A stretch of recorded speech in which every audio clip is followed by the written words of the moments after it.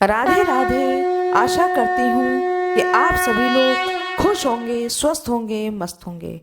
एक नगर में एक सेठ रहते थे। सेठ का पूरा परिवार था, सेठ, सिठानी और सिठानी के बच्चे।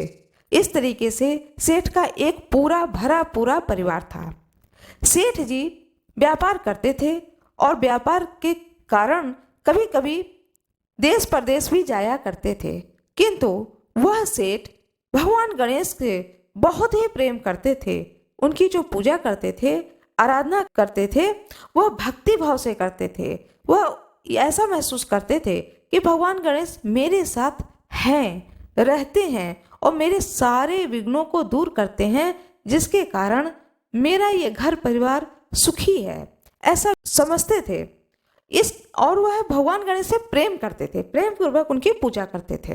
रोज प्रातः उठते थे, उन्हें किसी चीज का सुध नहीं रहता था। सबसे पहले स्नान ध्यान करना है और स्नान ध्यान करने के बाद में भगवान गणेश की पूजा करनी है। उन्हें नहलाना है, धुलाना है, नए अच्छे वस्त्र पहनाना है, अच्छे से अच्छे भोग लगाना है, फिर भगवान गणेश की भजन को गाना है। उसके बाद ही स्वयं जल ग्रहण करना है, कुछ भी ग्रहण करना है। यह उनके नित्य क्रिया थी। यदि वह कहीं जाते थे तो साथ में भगवान गणेश की मूर्ति अथवा जो प्रतिमा थी उसे अपने साथ में लेकर जाते थे। भगवान गणेश की यह भक्ति उनकी पत्नी को अच्छी नहीं लगती थी।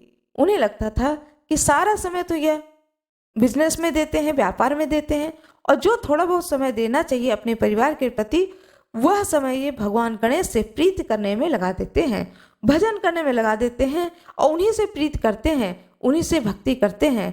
न मेरे सुध रहता है, न बच्चों का सुध रहता है। वह इतना ज़्यादा परेशान हो गई सिठानी कि वह सोचने लगी कि कैसे भी करके यह गणेश की मूर्ति मैं बाहर फेंक दूं। न ये गणेश जी की मूर्ति होगी, न ये पूजा पाठ करेंगे और न इतने भक्ति में लीन रहेंगे। बहुत युक्ति लगाई, बहुत दिमाग लगाया, बहुत सोचा। सोचने के बाद में एक ही बात दिमाग में आई कि घर के पीछे जो जमीन खाली पड़ा है, जहाँ कूड़े कचरे का ढेर रहता है, उसी ढेर में कल सुबह उठ करके जल्दी से गणेश जी की प्रतिमा को उस साइड बाहर फेंक दूंगी और ढूंढते रहो, पूरे घर तुम ढूंढ लो, तुम्हें मिलेगा ही नहीं। सेठ जी के लिए ऐसा सोचती है और वह इस काम को कर देती है।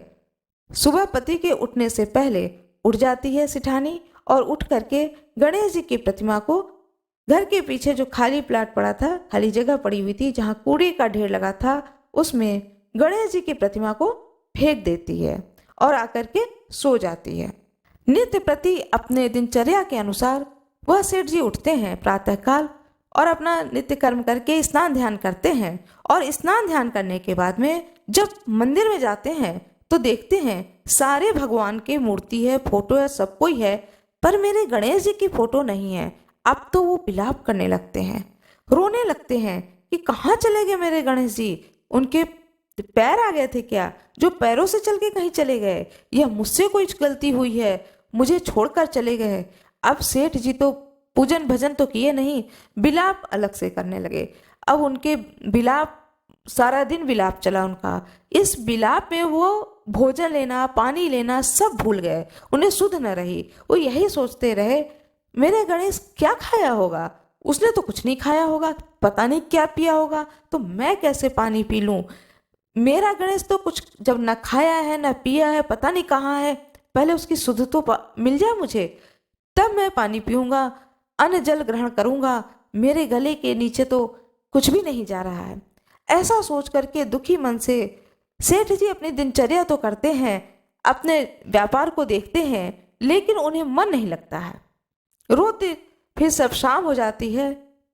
फिर जब शाम हो जाती है तो शाम को जो पूजन अर्चन ध्यान करते थे, गणेश जी को भोग लगाते थे, फिर वो उस समय पहुंचते हैं मंदिर में, देखते हैं मेरा गणेश तो लौट कर ही नहीं आया है। अब वो फिर दुखी हो जाते हैं, अपना व्यापार बंद कर देते हैं, जल्दी बंद कर देते हैं और पूरे घर में ढूंढते हैं, छत पर ढूंढते हैं, बाहर ढूंढते हैं, सब जगह ढूंढते हैं और सोचते हैं कहीं ऐसा तो नहीं है कि बच्चों के खिलौने में है गणेश जी की प्रतिमा, वहाँ भी ढूंढते हैं, आंगन में ढूंढते हैं, पेड़ के ऊपर चढ़ के देखते हैं, आंगन में जो पेड़ लगे होते हैं तो उस पर भी चढ़ के देखते हैं कि कहीं अमरूद के पेड़ पे बच्चों ने तो नहीं रख दिया। सब जगह ढूंढ लेते हैं, शाम को उन्हें कहीं गणेश जी नहीं मिलते हैं। फिर वह विलाप करते हैं कि पता नहीं वो मेरा बेटा कहाँ क्या खाया होगा, वो तो मेरे पुत्र के समान था, वो मेरी बड़ी हर बात को सुनता था और मेरी बड़ी मदद करता था, पता नहीं वो कहाँ चला गया। और रोते रोते वह रात में भी भोजन नहीं करते हैं और रोते रोते सेठ जी सो जाते हैं।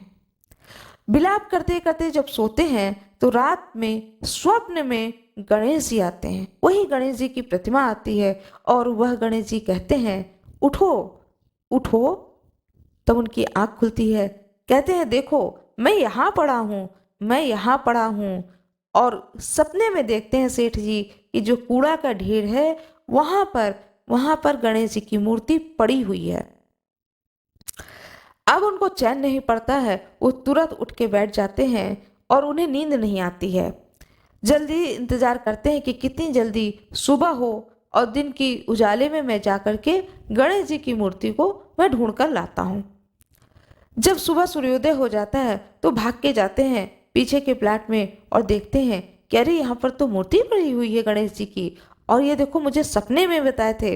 वहाँ से गणेश जी की प्रतिमा को उठाकर लाते हैं, उन्हें नहलाते हैं, फिर स्वयं भी नहाते हैं। फिर गणेश जी को दूध से, दही से, शहद से, घी से उस प्रतिमा को स्नान कराते हैं, गंगा जल से स्नान कराते हैं और अच्छे वस्त्र पहना करके फिर से अपने मंदिर में स्थापित करते हैं। उन्हें भोग लगाते हैं। जब गणेश जी को भोग लगा लेते हैं तब ये कहते हैं अब मेरे गणेश जी ने भोग लगा लिया है, अब मैं पानी पीता हूँ। फिर वह पानी पीते हैं। अपनी सेठानी से कहते हैं मुझे चाय दो और कुछ नाश्ता दो, भूख लग रही है। सेठानी जी कहती हैं क्या बात है, आज विलाप नहीं कर रहे हैं, देखो तो सही बात क्या है। वह देखती हैं जाकर के कि मंदिर में गणेश जी के भोग लगे हुए हैं और प्रतिमा रखी हुई है। वह सेठ जी के चरणों में गिर जाती है सेठानी और कहती है प्रभु पहले मुझे क्षमा करें आप, फिर मैं आपसे यह जानना चाहती हूँ कि यह प्रतिमा आपको कहाँ से मिली। तब सेठ जी कहते हैं कि मैंने कल से कुछ भी नहीं खाया, आज सुबह भी जब मैं गणेश जी की मूर्ति को ले आया तब मैंने पानी को पिया है, जब उन्हें भोग लगा दिया है। इसके बाद मैं पानी को मांग रहा हूँ, पहले तो मुझे पानी पिलाओ, चाय पिलाओ, कुछ नाश्ता कराओ। फिर उनकी पत्नी सेठानी सब कुछ बनाकर लाती है और सेठानी की आंखों से आंसू बहने लगते हैं। वह सोचती है इस जगह का पता तो मेरे बच्चों को भी नहीं मालूम था, सेठ जी को भी नहीं मालूम था, तो यह प्रतिमा उठा के कैसे ले आए। जब भोजन कर लेते हैं सेठ जी तब वह प्रेम से पूछती है। तब सेठ जी बताते हैं कि गणेश जी कल मेरे सपने में आए थे और मुझे बताते हैं कि मैं यहाँ पर हूँ, देखो आकर मैं यहाँ पर हूँ, मैं यहाँ पर पड़ा हुआ हूँ, मुझे आकर ले जाओ। रात भर मुझे चैन न पड़ी, मैं सुबह इंतजार करता रहा, जब सूर्योदय हुआ तो मैं ले करके आया हूँ, इन्हें नहलाया हूँ, धुलाया हूँ, तैयार किया हूँ, खुद भी तैयार हुआ हूँ, भोग लगाया हूँ। जब मेरे गणेश ने भोग खा लिया तब मैंने पानी को पिया है। इस भक्ति को देख करके सेठानी नतमस्तक हो जाती हैं कि मेरे पति ही नहीं गणेश जी से प्रेम करते हैं, यह गणेश जी भी मेरे पति से उतना ही प्रेम करते हैं। मैंने बहुत बड़ा अपराध किया है, अब इस अपराध की सजा एक ही है कि मुझे भी भक्ति भाव से गणेश जी की पूजा में, आराधना में समय को बिताना चाहिए। और उस दिन से वह सेठानी भी भगवान गणेश की भक्त बन जाती है। भगवान गणेश की जय हो। शिव शंकर चले कैलाश, बूंदिया पड़ने लगी। शिव शंकर चले कैलाश, बूंदिया पड़ने लगी। भोले बाबा की जय हो। राधे राधे। आशा करती हूँ कि आप सभी लोग खुश होंगे, स्वस्थ होंगे, मस्त होंगे। ऋषियों ने सूत जी से पूछा, हे व्यास शिष्य, किस व्रत से संतुष्ट होकर भगवान शिव उत्तम सुख प्रदान करते हैं, जिस व्रत के अनुष्ठान से भक्त जनों को भोग और मोक्ष की प्राप्ति हो सके, उसका आप विशेष रूप से वर्णन कीजिए। इस पर सूत जी कहते हैं, महर्षियों, यही प्रश्न किसी समय ब्रह्मा, विष्णु तथा पार्वती जी ने शिव जी से पूछा था। उनके उत्तर में शिव जी ने जो कुछ कहा वह मैं आज तुम लोगों को बता रहा हूँ। भगवान शिव बोले, वैसे तो मेरे बहुत से व्रत हैं जो भोग और मोक्ष को प्रदान करने वाले हैं। उसमें मुख्य 10 व्रत हैं, जिन्हें जाबाल श्रुति के विद्वान 10 शैव व्रत कहते हैं। द्विजों को यत्न पूर्वक सदा इन व्रतों को करना चाहिए, परंतु मोक्षार्थी को मोक्ष की प्राप्ति कराने वाले 4 शिव की पूजा। द्विजों को यत्न पूर्वक सदा इन व्रतों का पालन करना चाहिए, परंतु मोक्षार्थी को मोक्ष की प्राप्ति कराने वाले 4 व्रतों का नियम पूर्वक पालन करना चाहिए। ये 4 व्रत हैं भगवान शिव की पूजा। नंबर 1। नंबर 2, रुद्र मंत्रों का जप। नंबर 3, शिव मंदिर में उपवास तथा काशी में देह त्याग। ये 4 मोक्ष के सनातन मार्ग हैं। इन चारों में भी महाशिवरात्रि का व्रत विशेष महत्व है, अतः इसे अवश्य ही करना चाहिए।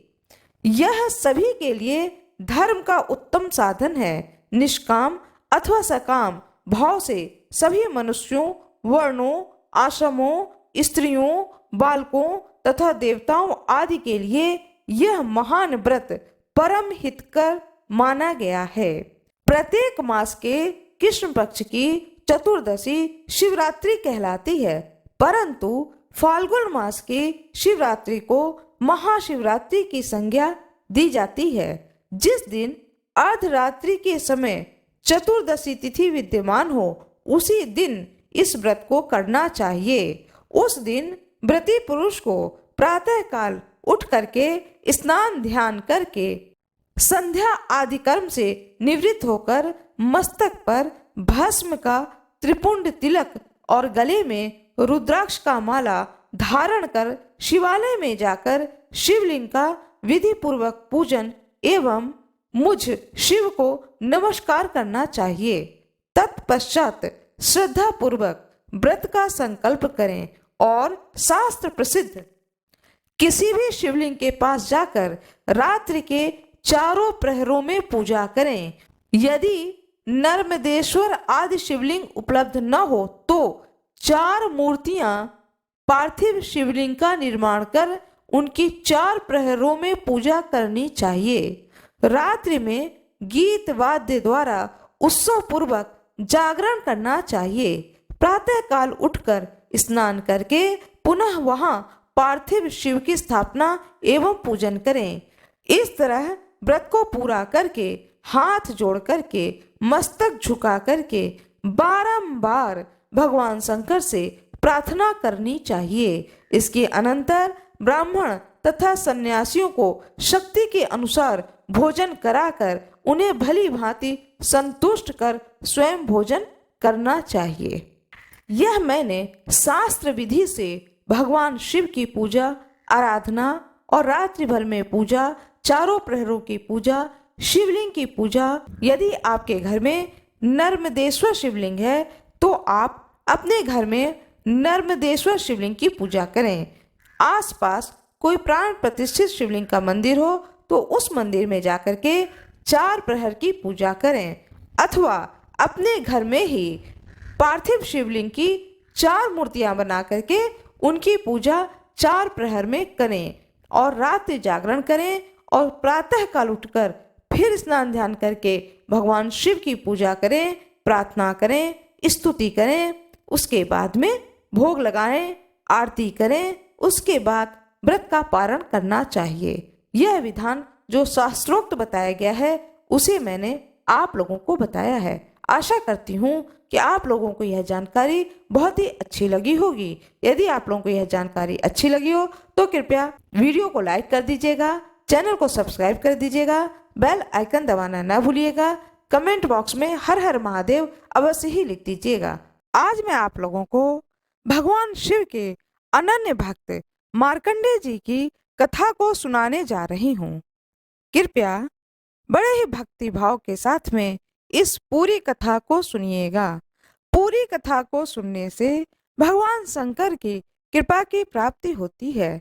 आप सभी लोगों को महाशिवरात्रि की हार्दिक शुभकामनाएं। आप सभी भक्तजनों पर भगवान शंकर की कृपा सदा सर्वदा बनी रहे। घर में सदा मंगल हो। सभी भक्तों की जय हो। भगवान शंकर की जय हो। भगवान श्री गणेश की जय हो। अपने सभी गुरु बंधुओं को मैं प्रणाम करती हूँ। भगवान शंकर को मैं प्रणाम करती हूँ। आइए सुनते हैं भगवान शंकर की यह सुंदर अद्भुत कथा। यह कथा है मार्कंडेय जी के जन्म की कथा। बहुत साल पहले की बात है। एक राज्य में एक ऋषि रहते थे और साथ में उनकी पत्नी रहते थे। जैसा कि हम सभी लोग जानते हैं कि ऋषि मुनि किसी भी राज्य के अंदर नहीं रहते थे, राज्य के बाहर कुटिया बना करके रहते थे। और राजाओं को जो कुछ भी पूछना होता था, वह राजा ऋषि के पास आकर के अपनी समस्या का समाधान पूछते थे, उपाय जानते थे और उन उपायों को किया जाता था। यदि कोई ऋषि बता दे कि यज्ञ करना है तो राजा लोग यज्ञ कराते थे। यज्ञ का सारा तैयारी करना, विधि विधान करना सब ऋषि मुनि के आज्ञा के अनुसार, विधि विधान के अनुसार किया जाता था। क्योंकि उस वक्त जो ऋषि मुनि होते थे उन्हें वेद, वेदांग, उपनिषद और बहुत सारे चीजों का ज्ञान होता था और उसी ज्ञान के अनुसार यह सारे कार्य किए जाते थे। जो ऋषि मुनि थे उनके घर आंगन में कोई संतान नहीं थी। ऋषि पत्नी अपने संतान के न होने से अत्यंत दुखी रहती थी, लेकिन अपनी पीड़ा वह किससे कहे। उनके सामने सबसे बड़ी समस्या यह थी कि वह अपनी पीड़ा लेकर किसके सामने जाएं। तो ऋषि पत्नी, जहां पर ऋषि और ऋषि पत्नी रहते थे कुटिया बना करके, वहां से कुछ दूरी पर एक पर्वत था। उस पर्वत पर भगवान शंकर का बहुत ही सुंदर मंदिर था। नित्य ऋषि पत्नी उस मंदिर में भगवान शंकर के पास जाती थीं, जल चढ़ाती थीं। पर्वत पर जितने तरह के फूल फल मिलते थे सभी को भगवान शंकर के ऊपर चढ़ाती थीं और साथ में उनसे प्रार्थना करती थीं कि हे प्रभु, सभी के घर आंगन में संतान है, मेरे घर में संतान नहीं है, मेरे इस दुख को समझो, कृपा करके मुझ पर कृपा करो, दया करो और मुझे एक संतान दो। नित्य प्रति अपने दुख को भगवान शंकर के सामने कह करके नीचे आ जाती थीं और अपने नित्य कर्म में लग जाती थीं। जो ऋषिवर थे वह अपनी पत्नी के मन के भाव को समझते थे, पर वह समझ नहीं पा रहे थे कि मैं कौन सा ऐसा कार्य करूं जिससे कि मेरे घर आंगन में संतान हो। भगवान शंकर की कृपा से ऋषि पत्नी गर्भवती होती है और वह ऋषि पत्नी एक पुत्र रत्न को जन्म देती हैं। ऋषि पत्नी और ऋषि मुनि बहुत ही खुश हो जाते हैं जब उनके घर में पुत्र रत्न का जन्म होता है। अपने पुत्र को देख करके ऋषिवर बहुत ही खुश होते हैं। एक दिन ऋषिवर के स्वप्न में भगवान शंकर आते हैं और भगवान शंकर कहते हैं ऋषि से कि हे ऋषिवर, तुम्हारी पत्नी के भक्ति भाव और तप से प्रसन्न होकर के मैंने यह पुत्र तुम्हें दिया है, किंतु इसकी आयु सिर्फ 12 वर्ष की है, इसकी आयु लंबी नहीं है, इसलिए 12 वर्ष के बाद तुम्हारे इस पुत्र की मृत्यु निश्चित है, तो कृपया शोक न करना। मैंने तुम्हें 12 वर्ष की आयु वाले पुत्र को दिया है। ऐसा कह करके भगवान शंकर स्वप्न में ही अंतर्ध्यान हो जाते हैं। ऋषिवर की आंख खुलती है तो देखते हैं कि भगवान शंकर नहीं है, लेकिन वह बैठ करके सोचते हैं कि भगवान शंकर मेरे स्वप्न में आकर के यदि इतनी बड़ी बात मुझसे कह रहे हैं तो यह एक साधारण बात नहीं है। वो ऋषि इस बात को बड़े ही गंभीरता पूर्वक लेते हैं। ऋषि पत्नी बालक के लालन पालन में व्यस्त हो जाती हैं।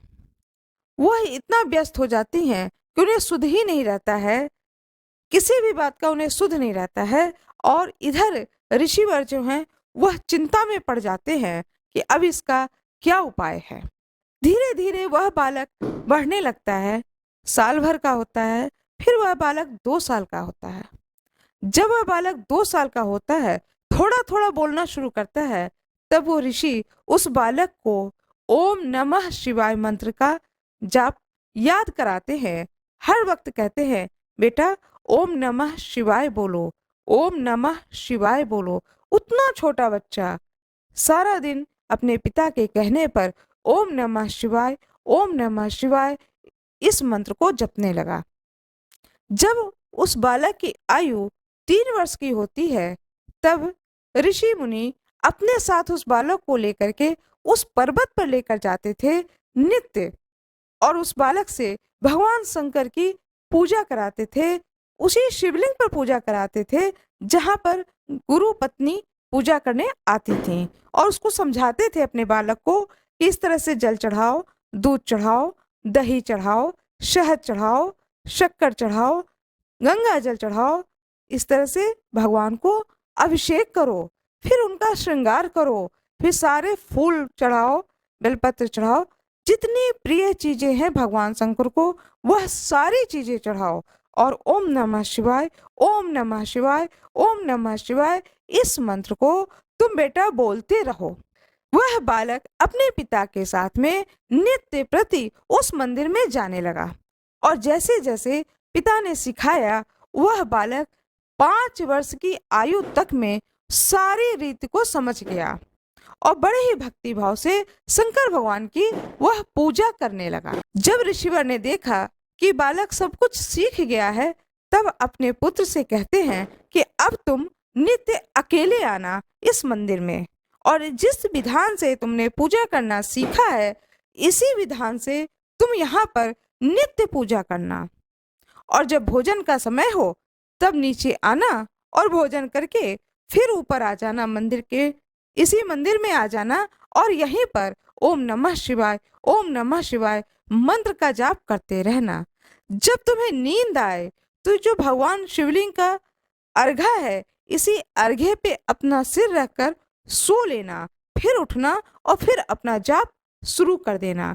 जब तुम्हें इस पहाड़ पर्वत पर किसी भी जानवर की आवाज से डर लगे या किसी भी अन्य आवाज से तुम्हें डर लगे, तो तुम भगवान शंकर के इस शिवलिंग को अपने दोनों हाथों से पकड़ लेना और कहना, हे भोले बाबा मुझे बचा लो, हे भोले बाबा मुझे बचा लो, ये तुम्हारी रक्षा अवश्य ही करेंगे, हे पुत्र तुम इनकी सेवा करो। ऐसा कह करके वह ऋषिवर अपने पुत्र को समझा करके उसी मंदिर में छोड़ करके स्वयं नीचे आ जाते हैं। उनकी पत्नी को बहुत बुरा लगता है। वह सोचती हैं, इतने छोटे से बालक को इतने ऊंचे पहाड़ पर नित्य ऋषिवर लेकर जाते हैं और नित्य लेकर आते हैं, मेरा पुत्र तो थक जाता है, लेकिन अपने पति की आज्ञा का उल्लंघन न करना यह उस समय का रीति था, तो वह किसी भी प्रकार का प्रश्न नहीं करती हैं। और दूसरे दिन से वह बालक अकेले ही उस पर्वत पर जाने लगा। नित्य प्रति पिता की आज्ञा को मानकर वह बालक उस पर्वत पर जाता, और सुबह से लेकर शाम हो जाती वो वहीं पर पूजा करता, वहीं पर सो जाता, और वहीं पर ओम नमः शिवाय का जाप करता रहता। इधर माँ इंतजार करती कि शायद दोपहर में बेटा आएगा तो कुछ खाएगा। ऋषिवर कहते, बेटे का इंतजार मत करो, वह जो तपस्या कर रहा है उसको करने दो, उसमें किसी प्रकार का भी बाधा उत्पन्न ना हो। ऐसा ऋषिवर अपनी पत्नी को समझाते हैं। ऋषिवर की इस बात को सुनकर उनकी पत्नी दुखी हो जाती हैं और मन ही मन सोचती हैं, मेरे पुत्र की आयु ही कितनी है, वह तो अभी सिर्फ 5 बरस का है।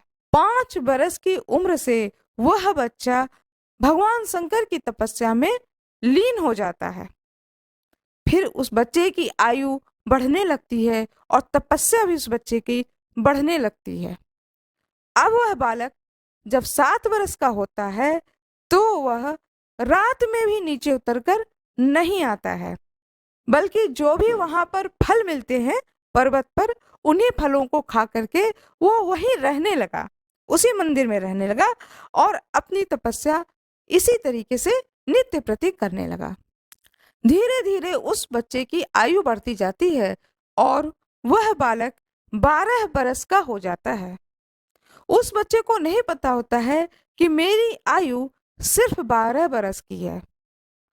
वो सिर्फ ये जानता है कि मेरे पिता ने कहा था कि अपने इस भगवान शंकर के शिवलिंग से हमेशा जुड़े रहना, चिपके रहना, इन्हें छोड़ना ही नहीं। वो सिर्फ इतना जानता था। एक दिन की बात है, वह बालक भगवान शंकर की पूजा कर रहा था। पूजा करते करते उस बालक को नींद आने लगी, तो वह बालक भगवान शंकर के उस शिवलिंग को दोनों हाथों से पकड़ करके और उसी शिवलिंग पर अपना माथा टिका करके सो गया। इधर यमराज लेने पहुंचते हैं उस बालक के प्राण को। यमराज को जब वह बालक देखता है अपने सामने, तो डर से वह बालक कांपने लगता है और भगवान शंकर के शिवलिंग को और तेजी से कस के पकड़ लेता है। जब बहुत तेजी से पकड़ता है तो भगवान शंकर, जो कि तपस्या में लीन होते हैं, उनका ध्यान भंग होता है और वह सोचते हैं, इतनी जोर से मेरे गर्दन को किसने पकड़ रखा है। देखते हैं कि अरे, यह तो एक छोटा सा 12 बरस का बालक है जो कि मेरी गर्दन को दबाए जा रहा है। भगवान शंकर उसी समय वहां पर प्रकट होते हैं और बड़ी जोर से एक हाथ से झटका देते हैं, तो यमराज तो बहुत दूर जाकर के गिरते हैं। दूर से यमराज भगवान शंकर से हाथ जोड़ करके प्रार्थना करने लगते हैं और कहते हैं, हे प्रभु, इस बच्चे की आयु पूरी हो गई है, इसलिए हम इसे यहाँ से लेने आए हैं। भगवान शंकर कहते हैं, मेरा प्रिय भक्त, देख नहीं रहे हो, यह मेरा प्रिय भक्त है और भक्ति भाव से यह मेरे गले से लिपटा हुआ है, और तुम्हारी हिम्मत कैसे हुई कि तुम इसे लेने आए हो। अब यह मेरा भक्त शतायु हुआ। ऐसा कह करके जब आशीर्वाद दिया है तो उस बालक की आयु बढ़ गई। उस बालक की आयु बढ़ गई और भगवान शंकर ने उस बालक का नाम मार्कंडे रखा। बोले, यह मेरा अनन्य भक्त इस पृथ्वी लोक पर मार्कंडे ऋषि के नाम से जाना जाएगा। जब तक यह पृथ्वी लोक रहेगा, तब तक यह मेरा शिष्य इस पृथ्वी लोक पर आदरणीय रहेगा और ऋषियों में श्रेष्ठ ऋषि मार्कंडे ऋषि के नाम से यह जाना जाएगा। और यह मेरा अनन्य भक्त है। इस भक्त को कोई भी परास्त नहीं कर सकता। सदा सर्वदा मेरा आशीर्वाद मेरे इस भक्त के ऊपर बनी रहेगी। इस प्रकार जिस बच्चे की आयु सिर्फ 12 वर्ष की थी, उसको भगवान शंकर ने सहस्त्र 1000 वर्ष की आयु दी। ऐसे हैं हमारे भोले बाबा। जो कोई भी उन्हें भजता है, उन्हें पूजता है, उनकी सेवा करता है, उनकी अर्चना करता है, भोले बाबा उसके भाग्य की लकीर को बदल देते हैं। भोले बाबा की जय हो, ऋषि मुनियों की जय हो, सभी भक्तों की जय हो, जय हो, जय हो। आशा करती हूँ कि आप लोगों को यह कथा बहुत ही अच्छी लगी होगी। कृपया वीडियो को लाइक करिएगा, कमेंट बॉक्स में ओम नमः शिवाय लिखिएगा, ज़्यादा से ज़्यादा लोगों को यह कथा शेयर करिएगा, जिससे कि सुनने वाले भी भगवान शंकर की भक्ति में लीन हो जाएं। आशा करती हूँ कि यह कथा आप लोगों को बहुत ही अच्छी लगेगी। आइए सुनते हैं भगवान गणेश की कथा। श्री गणेशाय नमः। भगवान गणेश की जय हो। एक गांव में एक बुढ़िया रहती थी, साथ में उसकी एक बेटी रहती थी। परिवार के नाम पर सिर्फ 2 ही लोग थे घर के अंदर। उन लोगों की आर्थिक स्थिति अच्छी नहीं थी। माँ अपनी बेटी से कहती है, बिटिया, रोज भगवान गणेश की तुम पूजा किया करो, जिससे कि तुम्हारे जीवन में किसी भी प्रकार का कोई संकट ना आए। आज मैं जीवित हूँ, कल मैं तुम्हारी शादी कर दूंगी। मैं जीवित रहूं या न रहूं, लेकिन भगवान गणेश तुम्हारे साथ सदा सर्वदा बने रहेंगे। वह लड़की अपनी माँ से कहती, ठीक है माँ, बताओ इसके लिए मुझे क्या करना होगा। तो माँ कहती है कि बेटा, रोज मंदिर जाया करो और भगवान गणेश से प्रार्थना किया करो कि तुम मेरे भाई हो और तुम ही मेरे बंधु हो, तुम ही मेरे अपने हो, तुम ही मेरे सब कोई हो। इस धरती पर मेरा कोई नहीं है। ऐसा नित्य भगवान गणेश के सामने हाथ जोड़ करके प्रार्थना किया करो और जो भी अपनी समस्या है उस समस्या को उनसे कह करके आ जाया करो। वह लड़की नित्य इस काम को करने लगी। धीरे धीरे धीरे धीरे उस लड़की का मन भगवान गणेश के प्रति श्रद्धा और भाव के साथ में भर गया। साथ में वह गणेश जी से स्नेह करने लगी कि यह मेरे भाई हैं।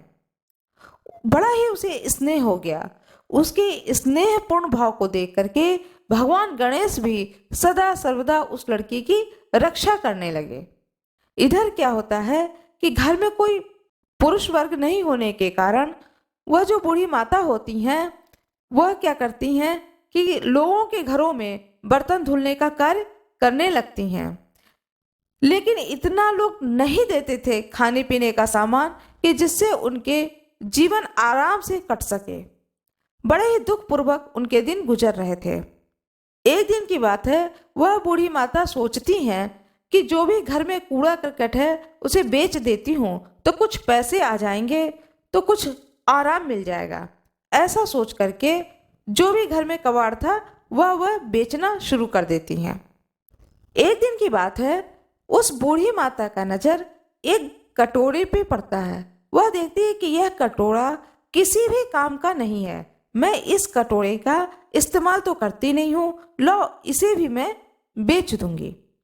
जो घर घर बर्तन देने वाले आते हैं उसको इस कटोरे को बेच दूंगी और बदले में नए स्टील के 1-2 बर्तन ले लूंगी जो हमारे काम आएगा। यह पुराना बेकार कटोरा मेरे किसी काम का नहीं है, इसे मैं उठा के बेच दूंगी।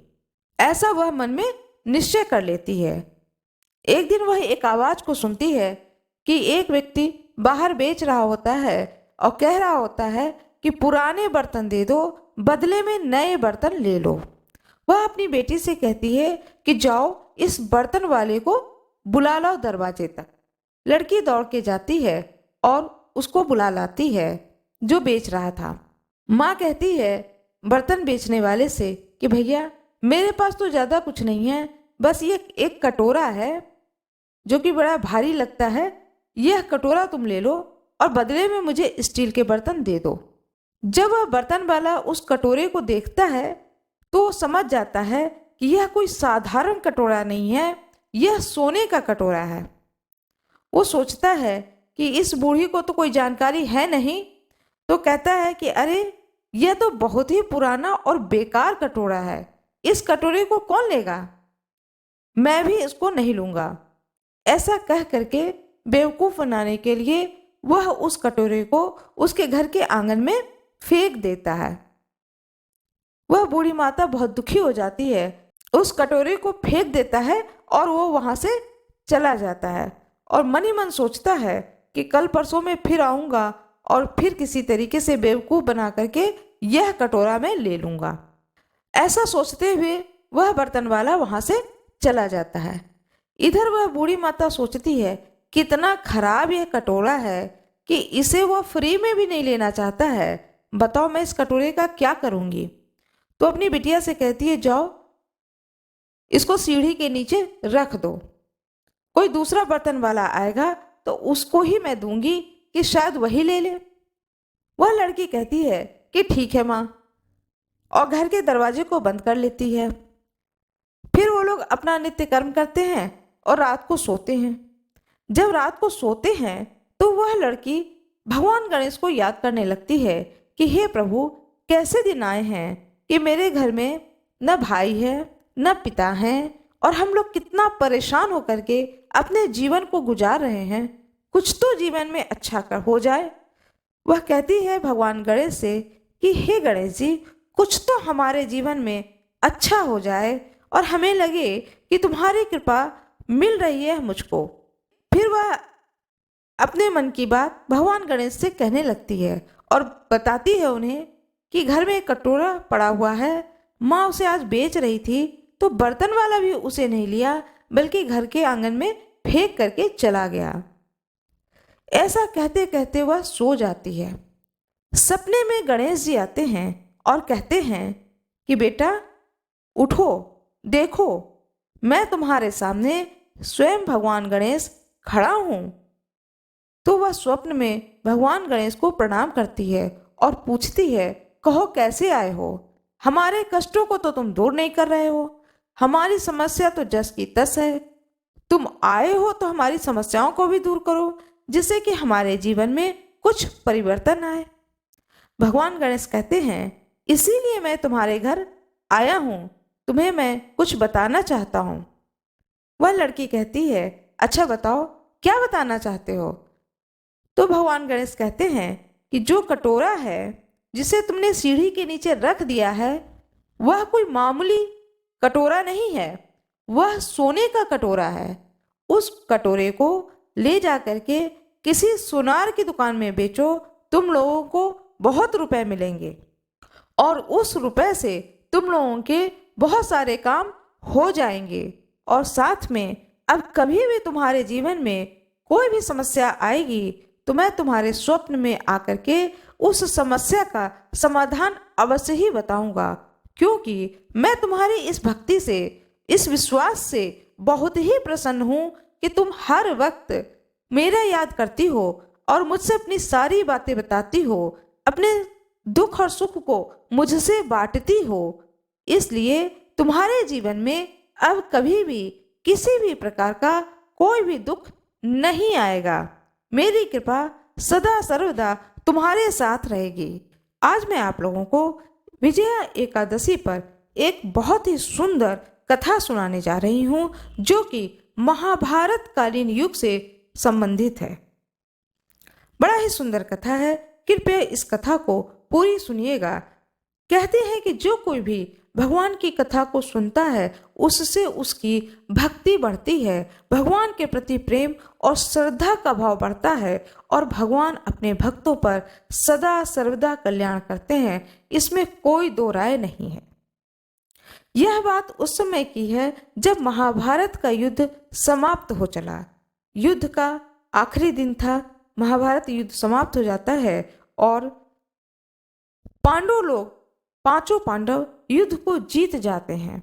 जब युद्ध को जीत जाते हैं तो अर्जुन जिस रथ पे सवार होते हैं वह एक दिव्य रथ होता है, वह साधारण रथ नहीं होता है, वह एक दिव्य रथ होता है। भगवान श्री कृष्ण अर्जुन से कहते हैं कि अर्जुन, इस रथ से सबसे पहले तुम उतरो। अर्जुन कहते हैं, हे प्रभु पहले आप उतरिए, मैं तो आपका सेवक हूँ, भक्त हूँ, मैं आखिरी में उतरूंगा जैसे नित्य होता था। भगवान श्री कृष्ण कहते हैं, लेकिन जो नित्य होता था वह अब नहीं होगा। आज युद्ध का समापन का दिन है, इस रथ से पहले तुम उतरो। अर्जुन अपने सारे दिव्य अस्त्र शस्त्र को लेकर के रथ से नीचे उतर जाते हैं। तब भगवान श्री कृष्ण कहते हैं हनुमान जी से कि हनुमान जी आप इस रथ को छोड़ दीजिए। हनुमान जी जो कि उस रथ के ध्वजा पताका के साथ में बैठे हुए थे, जिसे अर्जुन नहीं देख पा रहे थे, उन्हें नहीं मालूम था कि उनके रथ पर स्वयं हनुमान जी पताका को पकड़ करके बैठे हुए हैं। जब वह देखते हैं कि हनुमान जी रथ से उतर रहे हैं तो उन्हें बड़ा ही आश्चर्य होता है और आश्चर्य के भाव से वह श्री कृष्ण भगवान की ओर देखने लगते हैं और पूछते हैं कि प्रभु यह क्या आश्चर्य है। भगवान श्री कृष्ण कहते हैं कुछ भी ऐसा नहीं है, अब तुम दूसरा चीज देखो। सारा रथ खाली हो चुका है। रथ खाली होने के बाद में अब मैं इस रथ से उतर रहा हूं। जब भगवान श्री कृष्ण उस रथ से उतरते हैं नीचे तो वह रथ दिव्य रथ था जो कि स्वर्ग लोक को चला जाता है। जब रथ को उड़ करके जाते हुए देखते हैं अर्जुन, तो उन्हें और भी आश्चर्य होता है और कहते हैं अर्जुन श्री कृष्ण भगवान से कि प्रभु ये क्या था। तब भगवान श्री कृष्ण कहते हैं कि यह एक दिव्य रथ था। जिस रथ पर मैं बैठा हूं वह एक साधारण रथ तो नहीं हो सकता था ना, क्योंकि एक साधारण रथ में इतनी शक्ति नहीं है कि वह मेरे भार को सहन कर सके। यह रथ कितना दिव्य है उसको तुम समझो कि स्वर्ग से घोड़े आए हैं, रथ आया है और दिव्य रथ पर मैं नित्य बैठता हूँ और उतरता हूँ। इस रथ पर स्वयं हनुमान जी ध्वज पताका को लेकर के बैठे हुए थे कि यह पताका झुके नहीं, गिरे नहीं, कहीं भी कुछ भी गलत ना हो। स्वयं इस रथ पर हनुमान जी बैठे हैं। माँ दुर्गा की कृपा इस रथ पर पूरे युद्ध काल में बना रहा। माँ दुर्गा की दृष्टि इस रथ पर 24 घंटे रहती थी। एक क्षण भी माँ दुर्गा ने अपनी दृष्टि नहीं हटाई, क्योंकि उन्होंने तुम्हें विजयी होने का आशीर्वाद दिया था। इस रथ पर माँ दुर्गा की शक्ति स्वरूप जो विजय है वह भी तुम्हें आशीर्वाद के रूप में प्राप्त हो रहा था। यह इतना दुर्लभ रथ था। उस रथ को जब कर्ण ने 3 कदम पीछे किया तो सोचो कि वह कितना बड़ा भक्त है अपने इष्ट का। वह साधारण योद्धा नहीं था, वह योद्धा अपने आप में एक बहुत ही बलशाली, बहुत ही भक्तिवान और बहुत ही शक्तिवान योद्धा था। इसलिए युद्ध में मैंने कर्ण की प्रशंसा की थी और तुम्हें यह प्रशंसा अच्छी नहीं लगी, लेकिन आज मैं बता रहा हूं इस दिव्य रथ को भी कर्ण ने 3 कदम पीछे कर दिया था। यह कर्ण की भक्ति का परिणाम है। मित्रों, भक्ति बहुत बड़ी चीज है। भक्ति से किया गया पूजा पाठ ईश्वर बड़ी जल्दी स्वीकार करते हैं। इसलिए भक्ति पूर्वक प्रभु का भजन करना चाहिए, कथा सुनना चाहिए, भगवान के लीलाओं को बड़ी भक्ति पूर्वक देखना चाहिए। इससे भगवान के प्रति भक्ति और श्रद्धा बढ़ती है। आशा करती हूँ कि आप लोगों को यह कथा बहुत ही अच्छी लगी होगी। कृपया कमेंट बॉक्स में जय श्री कृष्ण अवश्य ही लिख दीजिएगा। आशा करती हूँ कि आप लोगों को यह कथा अच्छी लगी होगी। कृपया वीडियो को लाइक जरूर कर दीजिएगा, चैनल को सब्सक्राइब कर दीजिएगा, बेल आइकन दबाना ना भूलिएगा। आप लोगों का बहुत बहुत धन्यवाद।